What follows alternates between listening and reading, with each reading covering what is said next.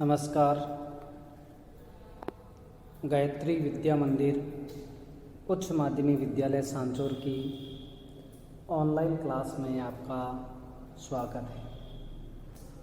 प्रिय विद्यार्थियों, आज हम कक्षा 12 विषय इतिहास के अध्याय 5 में भारत में उपनिवेशवादी आक्रमणों के बारे में अध्ययन है वो करेंगे।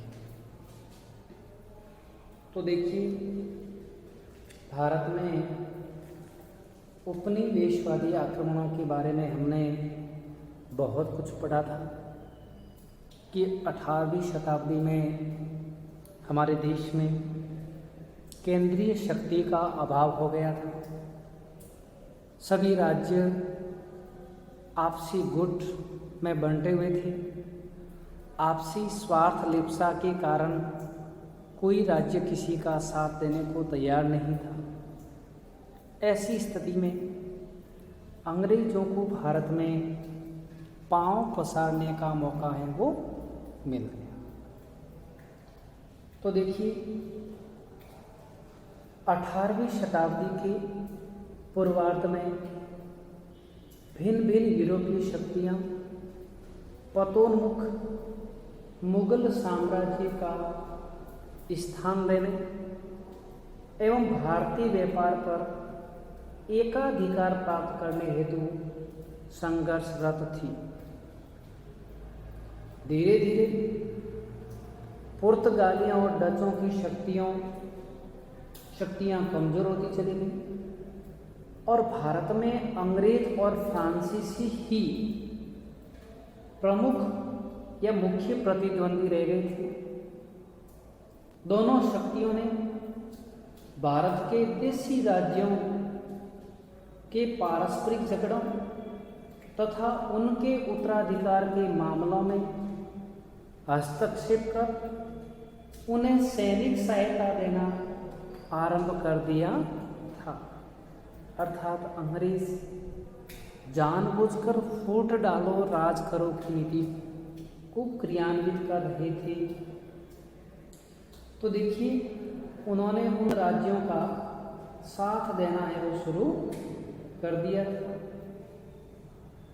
इसी तरह से दोनों उस समय भारत में अंग्रेजों और फ्रांसीसियों में मुख्य प्रतिद्वंदिता चल रही थी और दोनों शक्तियों ने भारत के देशी राज्यों की पारस्परिक झगड़ों और उत्तराधिकार के मामलों में हस्तक्षेप कर उन्हें अपने अपने तरीके से सैनिक सहायता देने का वचन दे दिया और सहायता के बदले उन्होंने भारतीय शासकों से भूमि, धन और व्यापारिक सुविधाएं प्राप्त कर ली थी। इनमें फ्रांसीसियों का सबसे प्रमुख मित्र राज्य मैसूर था, जहां के शासक हैदर अली व टीपू सुल्तान थे। वहीं भारत में अंग्रेजों के कई मित्र राज्य बन रहे थे। तो इस तरह उन्होंने व्यापारिक सुविधाएं प्राप्त कर ली। धीरे धीरे व्यापारी एक राजनीतिक शक्ति बन गई और भारत में राजनीतिक प्रभुत्व के लिए संघर्ष करना शुरू कर दिया। दक्षिणी भारत में फ्रांसीसियों और अंग्रेजों के मध्य 3 संघर्ष हुए, जिन्हें कर्नाटक के युद्ध के नाम से जाना जाता है।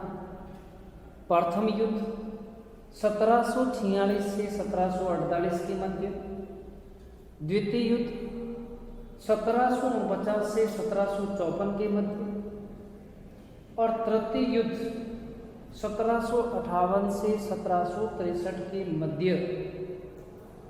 इन युद्धों ने पूर्ण रूप से भारत में फ्रांसीसी साम्राज्य की स्थापना की संभावना को नष्ट कर दिया था। अर्थात ये तय हो गया था कि अब भारत में यूरोपियन शक्ति के रूप में तो अंग्रेज ही रहेंगे, फ्रांसीसियों का प्रभाव है वो कम हो गया था। अल्फ्रेड लॉयल के कथनानुसार भारत में व्यापारिक एवं सैनिक सफलता की दो मुख्य शर्तें थी। कौन कौन सी थी? तटीय प्रदेशों में दृढ़ मोर्चाबंदी तथा ऐसी नौसेना का होना जो यूरोप के साथ संसार का मार्ग खोल सके। अंग्रेज समुद्र पर अपना गौरव बढ़ा ही चुके थे, क्योंकि अंग्रेजों के पास एक शक्तिशाली नौसेना थी और फ्रांसीसी अपने स्थलों व अपनी शक्ति को खो रहे थे। ऐसी स्थिति में अंग्रेजों के लिए परिस्थितियां अनुकूल बनी और फ्रांसीसियों के लिए परिस्थितियां हैं वो विपरीत बनी थी। अब हम बात करते हैं बंगाल की।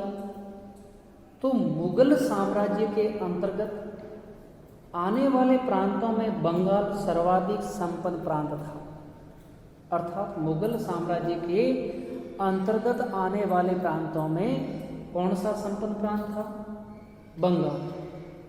ईस्ट इंडिया कंपनी को 1717 ईस्वी में मुगल शासक फर्रुखशियर द्वारा दी गई सुविधाओं के परिणाम स्वरूप बंगाल से सीधा संपर्क हो गया था। ईस्ट इंडिया कंपनी को 1717 ईस्वी में मुगल शासक फर्रुखशियर द्वारा दी गई सुविधाओं के परिणाम स्वरूप बंगाल से सीधा संपर्क हो गया और उनका हस्तक्षेप बढ़ गया। 1740 ईस्वी में अलीवर्दी खान ने बंगाल में स्वतंत्र राज्य स्थापित किया और उसने अंग्रेज व फ्रांसीसियों को बंगाल में किलेबंदी की आज्ञा नहीं दी थी। 1756 ईस्वी में अलीवर्दी खान की मृत्यु के पश्चात उसके पोते सिराजुद्दौला को बंगाल का नवाब बनने का मौका मिला। नवाब ने राजनीतिक, आर्थिक व अन्य मामलों में अंग्रेजों से मतभेद बढ़ा दिए और जिसके परिणाम स्वरूप 1757 ईस्वी को प्लासी का युद्ध वो लड़ा गया था। देखिए, उस समय में ये बताते हैं कि 1740 ईस्वी में अलीवर्दी खान नामक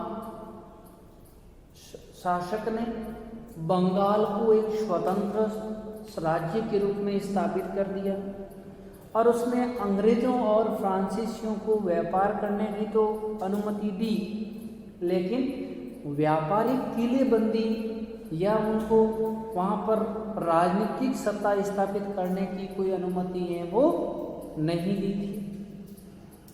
जब 1756 में नवाब अलीवर्दी खान की मृत्यु हो गई और उनके बाद नए नवाब सिराजुद्दौला बने, उस समय तक पूरा बंगाल षड्यंत्रों का शिकार हो गया था।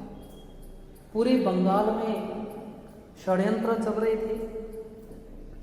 नवाब सिराजुद्दौला के बंगाल के नवाब बनने पर घसीटी बेगम, राजवल्लभ, माणिकचंद्र जैसे कई अमीर व्यापारी अंग्रेजों के साथ चले गए। अंग्रेज और ये सब मिलकर दिन प्रतिदिन सिराजुद्दौला के खिलाफ षड्यंत्र रचने लगे और पूर्व में जो अंग्रेजों को मुगल शासक फर्रुखशियर द्वारा 1717 ईस्वी में जो दस्तक पत्र दिया गया था, उस दस्तक पत्र का अंग्रेजों ने दुरुपयोग कर उस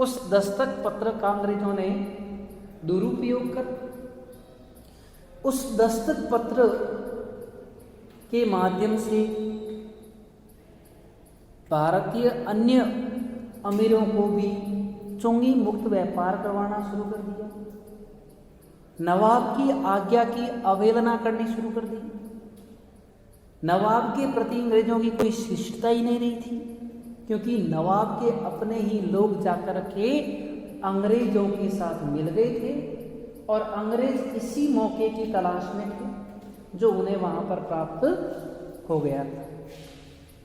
ठीक, अब देखिए इस तरह जो अंग्रेजों और नवाब सिराजुद्दौला के मध्य मतभेद बढ़ते गए और उन मतभेदों में राजनीतिक, आर्थिक, सैन्य तमाम मामलों में मतभेद बढ़ गए और परिणाम स्वरूप प्लासी का युद्ध 1757 ईस्वी में लड़ा गया और इस युद्ध में नवाब सिराजुद्दौला की सेना की संख्या 50,000 थी, जबकि अंग्रेजों के पास मात्र 3,000 सिपाही माने जाते थे और उसके बावजूद भी नवाब की हार हुई, नवाब मारा गया और अंग्रेजों ने प्लासी का युद्ध जो राजनीतिक दृष्टि से बहुत इम्पोर्टेंट माना जाता है, सैनिक हताहतों की संख्या से कम माना जाता है, लेकिन इसका राजनीतिक दृष्टि से बहुत महत्व। और अब हम पढ़ते हैं प्लासी के युद्ध के कारण।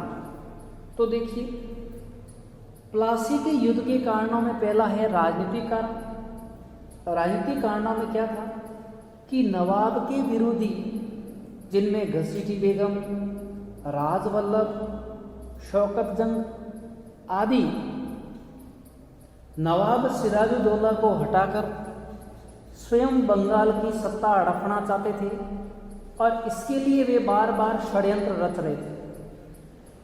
दूसरी तरफ अंग्रेजों का यह विश्वास था कि नवाब भावी संघर्ष में हार जाएगा। अंग्रेजों का विश्वास था कि जो नवाब है वो भावी संघर्ष में है, वो हार जाएगा।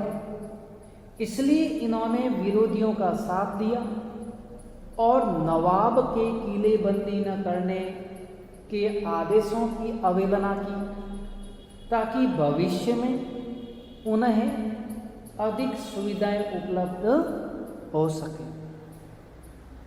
दूसरा है नवाब के प्रति अशिष्टता, यानी भारत में प्रायः राज्याभिषेक के अवसर पर शासक के प्रति सम्मान प्रदर्शित करने के लिए महत्वपूर्ण व्यक्ति मूल्यवान भेंट प्रदान करते थे। अर्थात बंगाल में जब भी कोई नया शासक बनता था तो उस राज्य के तमाम लोग, अभिजात व अन्य व्यापारी वर्ग के लोग आकर के नवाब के प्रति अपनी शिष्टता व लगाव दिखाने के लिए मूल्यवान भेंट या उपहार देते थे। जब सिराजुद्दौला का सिंहासनारोहण हुआ तो अंग्रेजों ने न तो भेंट दी और न ही उपस्थित हुए। नवाब ने अंग्रेजों के कासिम बाजार फैक्ट्री को देखने की इच्छा व्यक्त की तो अंग्रेजों ने दिखाने से स्पष्ट मना कर दिया। उनकी यह कार्रवाई एक प्रकार से नवाब के प्रति अशिष्टता मानी जाती थी।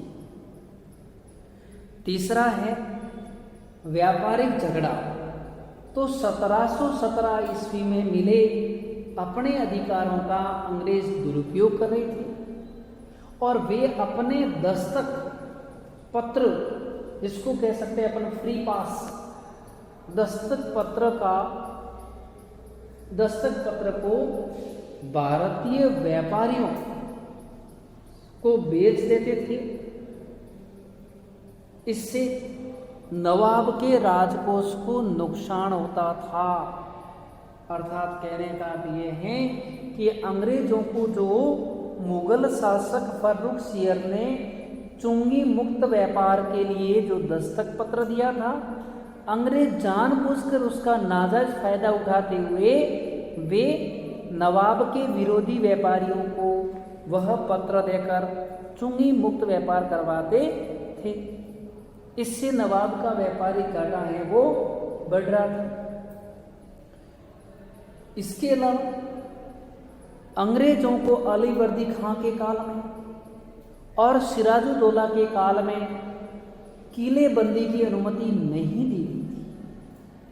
फिर भी अंग्रेजों ने नवाब की आज्ञा की अवहेलना करते हुए भी उन्होंने किलेबंदी का कार्य शुरू कर दिया। नवाब ने अंग्रेजों को लिखा भी कि तुम व्यापारी हो, तुम्हें किले की क्या आवश्यकता है, मेरी सुरक्षा में रहते रहो, तुम्हें किसी शत्रु का भय नहीं होना चाहिए। इतना कहने के बावजूद भी अंग्रेजों ने किलेबंदी को करना शुरू कर दिया। इससे नवाब की आज्ञा की अवहेलना हुई और नवाब उनको दंडित करना चाहता था। इसके बाद नवाब के शत्रुओं को संरक्षण देना, अर्थात नवाब के शत्रु घसीटी बेगम, राजवल्लभ, माणिकचंद्र, शौकत जंग जैसे कई व्यक्ति नवाब से विद्रोह करके अंग्रेजों के पास चले गए और अंग्रेजों ने बिना हिचकिचाहट के नवाब को पूछे बिना इन्हें शरण दे दी। इससे नवाब नाराज हो गए तो अंग्रेजों की बस्ती नवाब के शत्रुओं का आश्रय स्थल बन गई थी, जिनमें दीवान राजवल्लभ और उनके पुत्र कृष्ण वल्लभ भी थे। जब नवाब ने अंग्रेजों से इन्हें मांगा तो अंग्रेजों ने ऐसा करने से मना कर दिया। इस प्रकार सिराजुद्दौला और अंग्रेजों के मध्य संघर्ष आरंभ होने का कारण है वो बन गया। 4 जून 1756 ईस्वी को नवाब ने अंग्रेजों की कासिम बाजार कोठी पर आक्रमण कर कब्जा कर दिया। 15 जून को नवाब की सेना ने फोर्ट विलियम पर घेरा डाला। पराजय और मृत्यु को सामने देखकर गवर्नर डेक व अन्य अंग्रेज अधिकारी फुल्टा टापू पर हैं वो चले गए। इस तरह नवाब व अंग्रेजों के मध्य में कई तरह के ऐसे षड्यंत्र हो गए थे और उन षड्यंत्रों के कारण ही नवाब की स्थिति है वो दिन प्रतिदिन विकट होती जा रही थी। धन्यवाद।